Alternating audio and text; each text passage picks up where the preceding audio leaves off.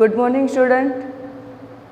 आज मैं 9th standard का चैप्टर नंबर 3 जिसका नाम है परम निधनम कहा, इसकी जो स्टोरी है उसके बारे में आपको संस्कृत में समझाऊंगी। ये जो स्टोरी है वो राजा भोज जो 11th सेंचुरी में मालवा के जो राजा थे और जो अभी मध्य प्रदेश के नाम से प्रख्यात हैं उसके बारे में यहाँ पे दिखाया गया है। आप सब लोग राजा भोज के बारे में तो जानते ही होंगे कि वो एक बहुत ही प्रख्यात और प्रखर पंडित थे। उनको कला जो है उसके बारे में बहुत ही नॉलेज था। वो देश विदेश से यानी कि जो हर एक देश के अंदर से वो नए नए पंडितों को या फिर कोई कला में अगर कोई एक्सपर्ट हो तो इन सब सारे युवकों को वो अपने राज्य में इकट्ठा करते थे और वो सबका मनोरंजन करते। तो इस तरह से वो बहुत ही कलाकृति के प्रेमी थे। तो आज उसके बारे में एक छोटी सी स्टोरी है। समझ लो कि ये दो राजा भोज और युवक के बीच में जो संवाद होता है उसके बारे में से आपको पता चलता है कि वो कितना प्रखर पंडित था। उसको मैं आपको संस्कृत के साथ समझाऊंगी। सबसे पहले मैं संस्कृत बोलूँगी और फिर उसका ट्रांसलेशन करूँगी। सबसे पहले भोज नाम नुप्रति विद्या प्रिय कला प्रिय प्रज्ञा प्रिय आसीत, यानी कि राजा भोज थे वो बहुत ही विद्या प्रिय, कला प्रिय और प्रजा के भी प्रिय थे। अतः तस्य राज्यसभायाः दूरदेशात् अनेके विद्या विशारदा पंडिताः समागच्छति स्म। इट मीन्स वो देश विदेश से हर एक कोने, राज्य के हर एक कोने में से जो भी पंडित थे, जो भी कला के अंदर परिपूर्ण थे, ऐसे विद्या विशारद को अपने राज्य में बुलाता था और सबको इकट्ठा करता था। एकदा भोज प्रसादस्य गवाक्षे उपविष्टः आसीत्। गवाक्ष से इट मीन्स बालकनी। एक दिन क्या होता है कि राजा भोज था वो एक अपनी बालकनी में, महल की बालकनी में खड़ा था। सह मार्गे एकम नवा आगंतुकः अनभिज्ञः युवकम पश्यन्ति। उसने देखा कि कोई एक नया ही युवक जो अपरिचित था, ऐसा युवक उसके राज्य के अंदर आ रहा था। तस्यम परिचय ज्ञातु सह तम प्रसादे आयति, यानी कि उसके पहचान के लिए उसने उसको अपने महल के प्रासाद यानी कि महल, उसने अपने महल के अंदर उसको बुलाया। ततस्यो मध्य एवं वार्तालाप सज्जात, यानी कि उस दोनों के बीच में जो भी वार्तालाप होती है वो यहाँ पर इस चैप्टर के माध्यम से आपको मैं समझाऊंगी कि उन दोनों के बीच में क्या क्या संवाद होता है। तो सबसे पहले राजा भोज उसके पहचान के बारे में बोलता है कि भवान कह वर्तते, इट मीन्स आप क्या करते हो, आप कौन हो। युवक अहम घट पंडित अस्मि, यानी कि मैं एक घट पंडित हूँ। युवक ने ऐसे उसको आंसर दिया, मतलब कि उसने अपनी पहचान नहीं बताई, सिर्फ इतना ही बताया कि मैं एक घट पंडित हूँ। सामने भोज ने बोला घट पंडित की नाम घट पंडित इति, यानी कि घट पंडित, ये कौन सा नाम है घट पंडित। युवक बोलता है यथा घटे परिपूर्ण जलम तिष्ठति तथैव मयि परिपूर्णम ज्ञानम वर्तते, अतः अहम स्वात्मानं घट पंडित मध्य, यानी कि जो जल यानी कि जो भी घड़ा होता है, जो भी मटका होता है, जब वो पानी से परिपूर्ण होता है तो उसको हम घट पंडित बोलते हैं। तो मैं भी अपने आप को घट पंडित के रूप में आपको दर्शाता हूँ। इट मीन्स मैं भी एक घट पंडित हूँ। मैं अपने आप को ज्ञान से परिपूर्ण यानी कि ज्ञान से भरा हुआ समझता हूँ अपने आप को।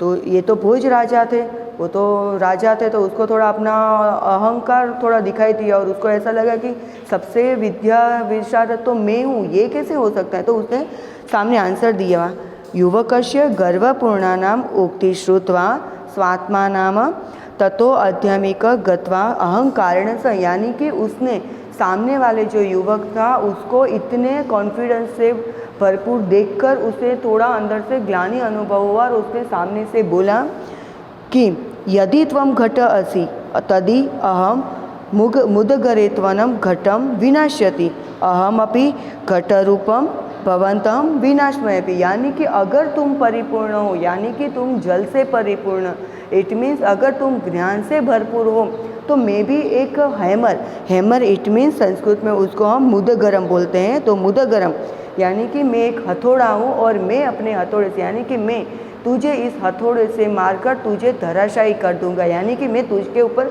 अभी भारी पड़ूंगा।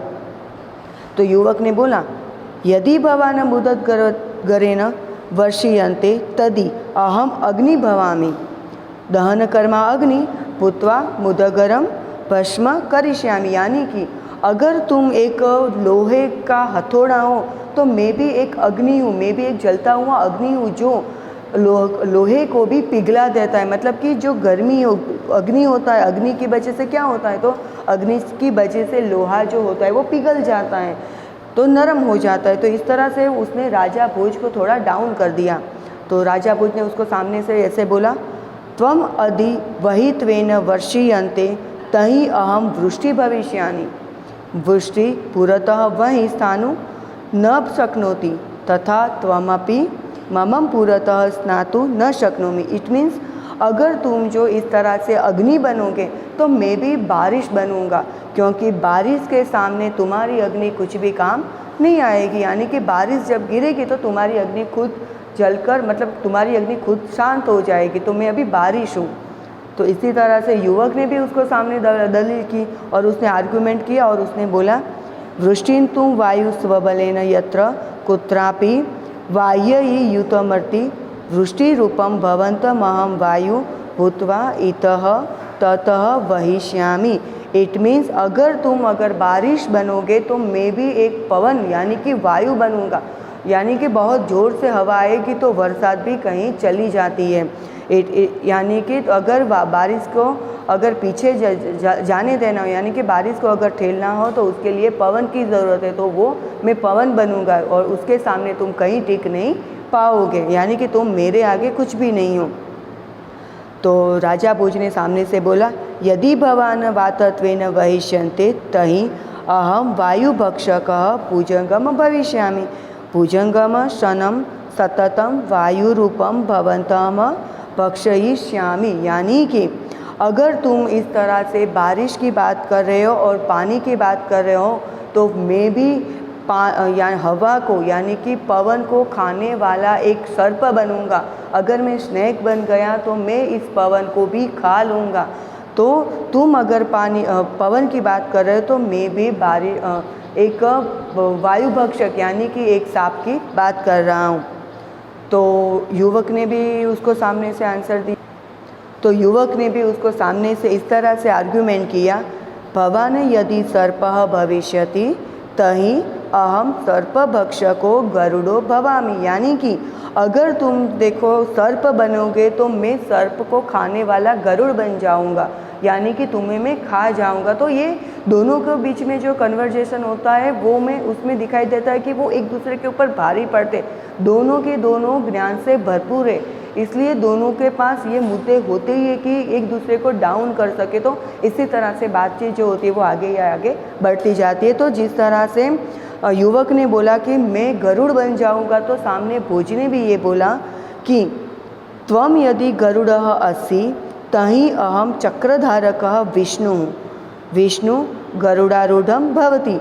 अगर तुम गरुड़ बन जाओगे तो मैं भी चक्रधारक विष्णु बन जाऊंगा, क्योंकि विष्णु के हाथ में चक्र होता है और उसी चक्र से गरुड़ को वो घायल कर सकता है। तो मैं विष्णु बन जाऊंगा, विष्णु का चक्र बन जाऊंगा। तो सामने युवक ने भी सामने बोला, उसने पहले मतलब मन में चिंतन किया, मनसा विष्णु प्रणमस्य च पंडितः प्रदर्शन अग्रे वदति। उसने मन में ही विष्णु भगवान के दर्शन किए और फिर उनसे क्षमा मांगी और फिर बोला, यदि भवान चक्रधर विष्णु तहि अहम भवतः मस्तकस्य उपरि शोभमानं मुकुटम अस्मि, मुकुटम सदा मस्तकस्य उपरि एव संतिष्ठते। यानी कि अगर तुम जो चक्रधारी विष्णु बनने की बात जो कर रहे हो तो मैं उनके ऊपर शोभायमान यानी कि जो विष्णु हैं उनके सर के ऊपर जो मुकुट है वो मुकुट में बन जाऊंगा, ताकि उनके मस्तक पर मैं सदा ही विराजमान रह सकूं। इतना सुनकर ये जो राजा भोज थे उनको अंदर ही ऐसा एहसास होने लगा कि ये युवक तो कुछ ज़्यादा ही चालबाज यानी कि कुछ ज़्यादा ही पंडित हैं। तो उसने फिर सोच के बोला, तहि मुकुट से ऊपरी शोभायमान पुस्तकमहम एवं महम अधुना तयोपरि स्वायस्थाई। यानी कि अगर तुम इस तरह से अगर मुकुट बनने की बात करें हो तो मैं मुकुट के ऊपर जो पुष्प होता है वो मैं बन जाऊंगा, ताकि मैं मुकुट के ऊपर का शोभायमान बन के रहूँगा, यानी कि मैं तुमसे भी ज़्यादा शोभायमान रहूँगा। तो युवक ने वापस उसको कन्वर्जन दिया, यानी कि उसको वापस उससे बोला, भवान यदि पुष्पम भविष्यति तहि अहमपि भ्रमरो भूत्वा तव पुष्पस्योपि स्थास्यामि, यानी कि अगर तुम पुष्प की बात कर रहे हो, तुम विष्णु के मस्तक के ऊपर जो पुष्प है वहाँ पर बैठोगे तो मैं एक भंवरा बन जाऊँगा और मैं अपने मतलब कि अपने आप को तुम्हारे ऊपर बिठाकर तुम्हारे अंदर जो वो रस है उसको मैं चूस लूँगा, यानी कि उसको मैं ख़त्म कर डालूँगा। तो इस तरह से तुम नष्ट हो जाओगे। तो फिर अभी तो सामने राजा भोज ने सामने आर्गुमेंट किया, एवं भवान द्रिरेफ तहि अहम सूर्य, यानी कि द्रिरेफ यानी कि भंवरा, अगर तुम भंवरे बन जाओगे तो मैं भी सूर्य बन जाऊँगा। पुष्पस्य अंतः स्थित भ्रमरः सूर्यास्तकाले बंदी भवति अहमपि त्वं बंदीनं करिष्यामि, यानी कि अगर जब मैं सूर्य बन जाऊँगा तो मैं तुम्हें पुष्पक, यानी कि जब शाम हो जाती है, जब सूर्य डूब जाता है तो एक पुष्प के अंदर भंवरा जो होता है वो बंदीवान बन जाता है। तो इसी तरह से जब मैं छिप जाऊंगा तब तुम पुष्प के अंदर बंदीवान बन जाओगे, यानी कि तुम एक कैदी बन जाओगे।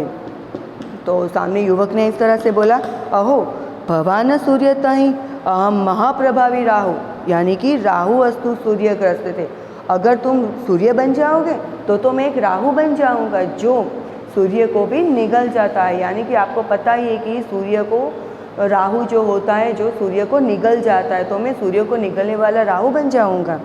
भोजम किश्चित ऊँचे, यानी कि अभी उसको राजा भोज को गुस्सा आता है क्योंकि वो एक राजा है और राजा को अगर उसके बरोबरी वाला कोई इंसान मिल जाता है तो वो अपने आप को थोड़ा डाउन एहसास करे, वो अपने आप को थोड़ा बिछड़ा हुआ ऐसा उनको लगता है कि मैं थोड़ा बिछड़ गया हूँ। तो उसने जोर से बोला और फिर इस तरह से बोला कि भवान राहुतेश्व अहम राहु रूपायम तुभ्यम दानम दास्याति, अगर तुम राहु बन जाओगे तो मैं भी दान करने वाला कर्णवीर बन जाऊंगा, क्योंकि राहु को हम दान देने से मतलब कि हम जब दान देते हो तो हमारा जो राहु होता है वो हमारे ऊपर से हट जाता है, तो मैं भी दान देने लगूंगा तो तुम मेरे ऊपर से हट जाओगे।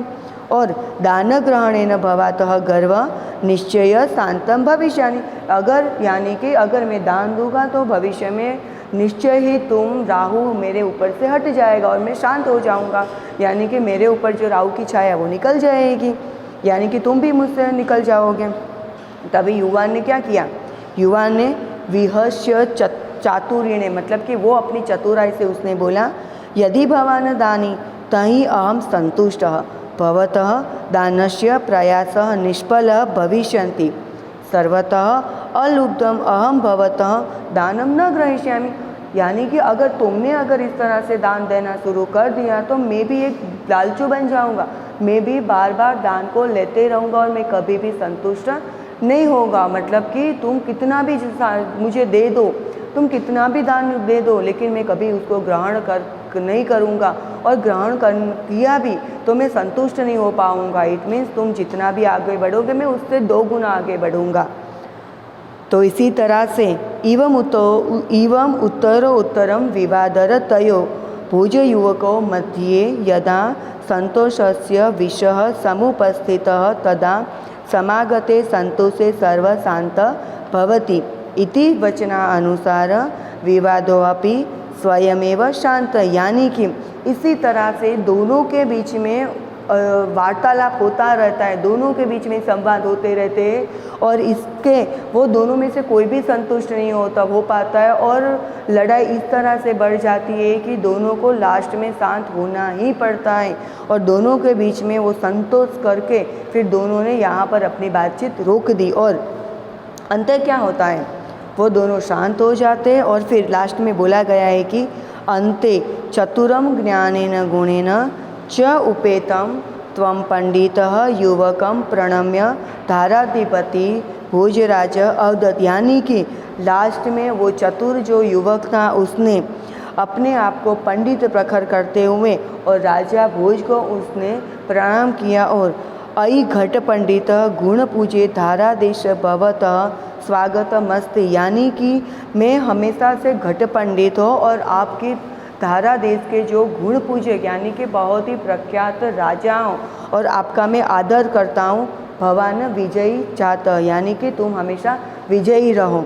संतुष्ट जन्म न कोऽपि पराजय तु हम, यानी कि जो संतुष्ट इंसान होता है या जो राजा अपनी प्रजा को हमेशा संतोष करता है, ऐसे राजा से अगर मैं हार भी जाऊं तो मैं अपने आप को कभी नीचा नहीं दिखाऊं, यानी कि मैं अपने आप को हमेशा विजयी देखूंगा, क्योंकि मैंने धारा देश के जो राजा थे, जो पंडित राजा थे, उसके साथ मैंने इस तरह से वार्तालाप की है। यतो ही संतोष एवं पुरुषम परम निधनम वर्ते, यानी कि जो संतोष होता है, तुम भी एक संतोषी राजा हो और जो हमेशा संतोषमय जीव जो होता है वो हमेशा सदा ही जीवित रहता है। तो इसी तरह से धारा देश का जो राजा है वो हमेशा ही सदा सुखमय हो और उसकी प्रजा भी हमेशा सुखमय हो। तो इसी तरह से इस चैप्टर के अंदर राजा भोज का जो हाजिर जवाबी है उसके बारे में हमको समझाया गया है।